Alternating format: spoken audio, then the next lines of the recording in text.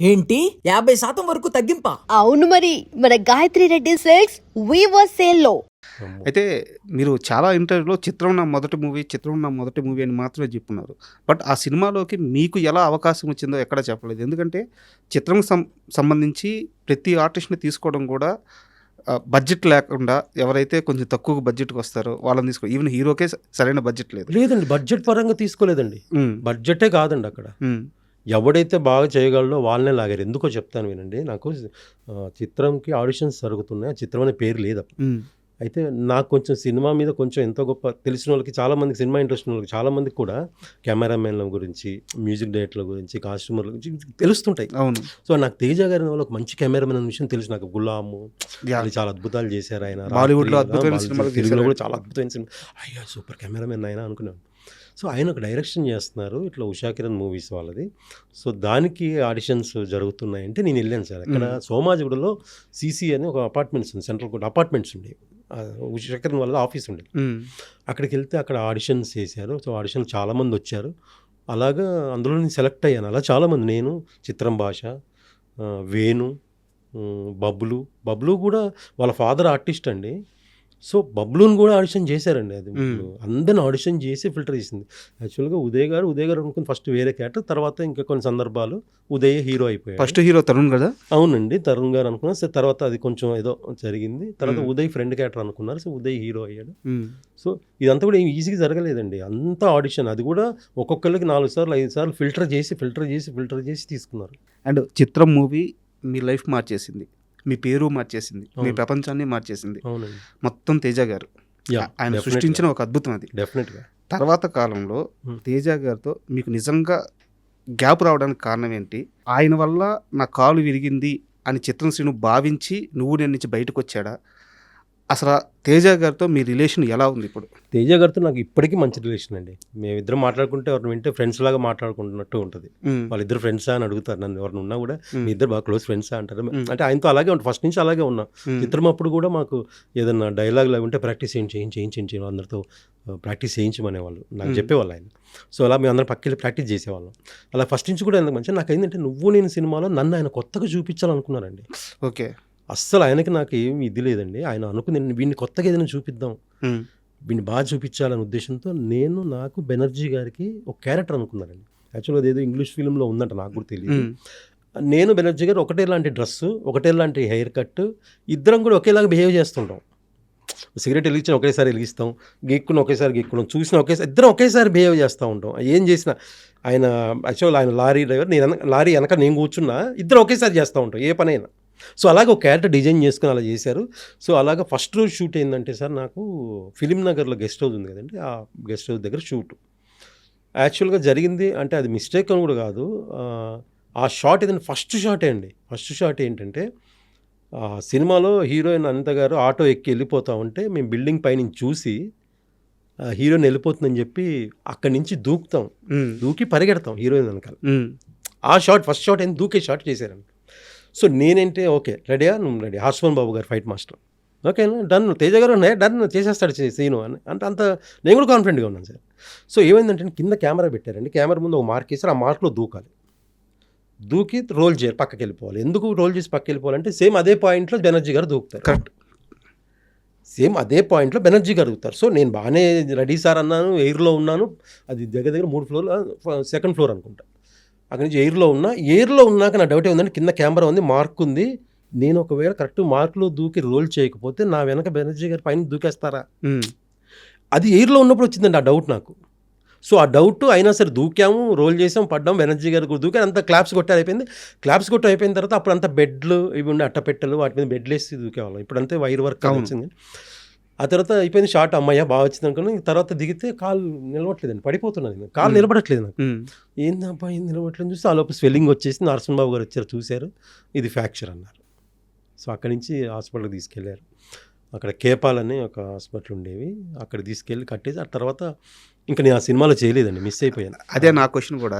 అయితే చిత్రం శ్రీనుకి నేను ఒక మంచి రోల్ క్రియేట్ చేశాను, ఒక మంచి బిగ్ ఆపర్చునిటీ ఇద్దాం అనుకున్నాను, కానీ శ్రీను ఇంకా చెప్పకుండా సినిమాకి రాలేదు అని చెప్పి తేజ గారు చాలా ఫీల్ అయ్యారు.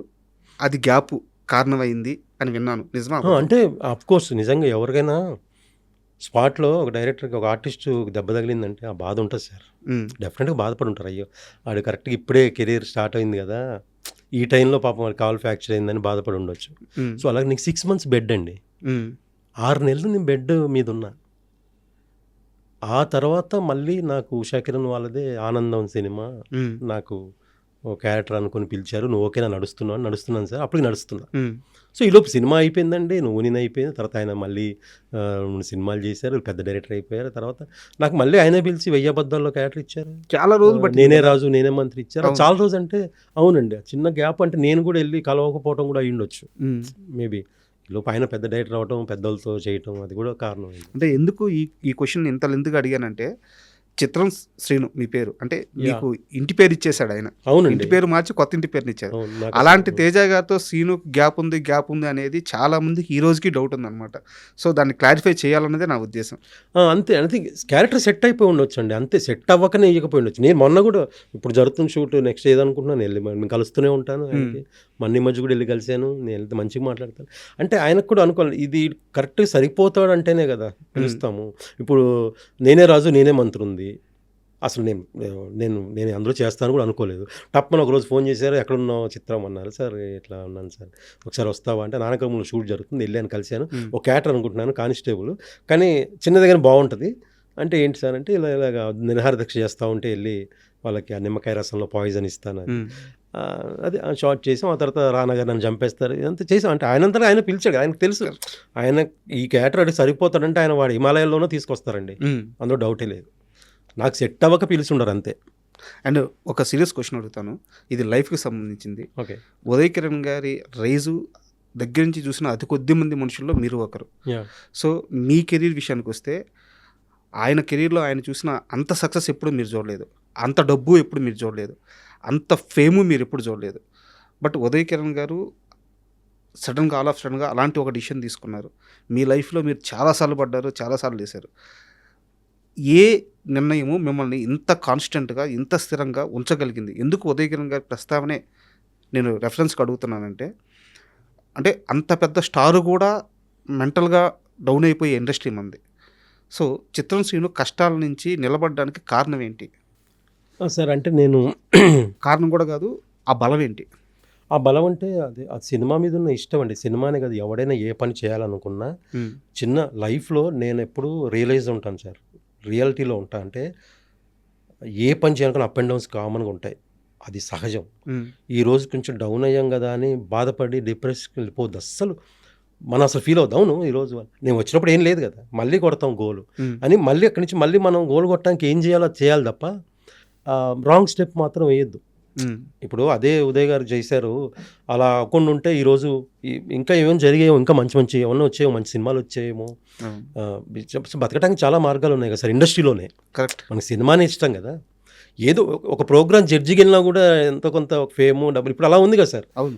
అప్పుడు అంటే ఇంత స్పాన్ లేకపోవచ్చు, కానీ ఇప్పుడు చాలా స్పాన్ ఉంది కదా.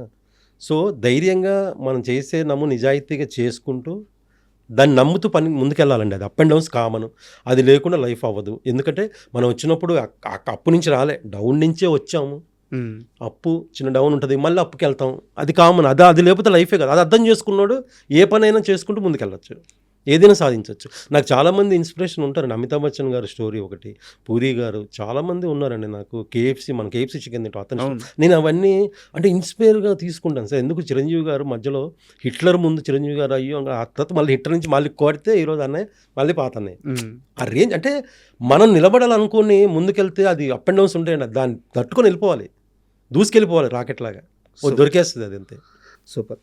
అయితే ఉదయ్ కిరణ్తో మీకు మర్చిపోలేని ఒక చిన్న ఇన్సిడెంట్ ఇప్పుడు దాకా నేను ఎవరికి చెప్పలేదు, అలాంటి ఒక ఇన్సిడెంట్ ఏదైనా ఉంటే మాతో షేర్ చేసుకోండి. అంటే చాలా సందర్భాలు, చాలా 2-3-4 సినిమాలు చేశానండి ఆడితో. అంటే ఇంకోటి మర్చిపోని సందర్భాలు ఏముండవండి, ఎందుకంటే ఎవరికి ఏం చెప్పుకోడండి మనోడు. అదొక చిన్న తనలో కుమిలిపోవటం, అది కూడా తనకి అది పాపం ఓపెన్ అవడా ఎప్పుడు ఏ విషయం ఓపెన్ అవ్వలేదండి. ఏ విషయం ఏది కూడా నాతో అయితే ఏమి షేర్ చేసుకోలేదు. ఏమంటే సరదాగా లొకేషన్లో షూట్లో ఉంటే మాట్లాడతాం, షూట్ విషయాలే మాట్లాడతాం అంతే తప్ప ఏది కూడా చెప్పడు అసలు. అంటే మనోడు అంటే ఉండటమే అలా ఉంటాడు సైలెంట్గా. అదొక సందర్భాలంటే ఇక షూట్‌కి సందర్భాలండి. ఒక సినిమా ఊటీలో చేసాము. అక్కడ బాగా మేము అంటే ఫుడ్డు అవి బాగా ఎంజాయ్ చేసాం. అంటే షూట్ సందర్భంగా అంతే. షూట్‌కి సంబంధించిన మెమరీసే ఉన్నాయి. సార్. బయట కలిసిన సందర్భాలు చాలా తక్కువ. ఇప్పుడు క్రికెట్ మ్యాచ్‌లో అప్పుడు కలిసి ఎప్పుడు సైలెంట్‌గా ఉండేవాడు. మనోడు సైలెంట్‌గా ఉన్నాడు. ఏది కూడా ఎవరికి ఏం చెప్పుకునేవాడు కాదు. అది మెయిన్.